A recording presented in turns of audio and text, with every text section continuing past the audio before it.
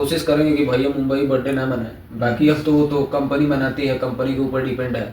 लेकिन भैया अगर कोशिश करेंगे तो लखनऊ ही मनेगा। अभी भोजपुरी में पवन भैया का जन्मदिन आने वाला है, क्या लगता है बॉलीवुड से कोई आ रहे हैं कि नहीं, बड़े बड़े स्टार में कोई?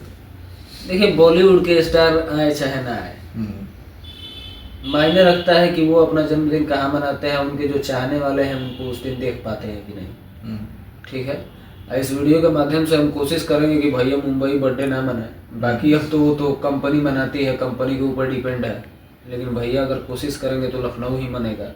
और लखनऊ रहता है तो एक फैन लोगों का उम्मीद रहता है, जो लोग जाके पहुंच पाते हैं वो लोग जा पाते हैं। मिलने की बात अलग है, देख पाते हैं सामने से, मिलना तो नहीं हो पाता है क्योंकि इतना ना भीड़ रहता है, क्राउड रहता है, अपने लोग रहते हैं, कंपनी वाले रहते हैं।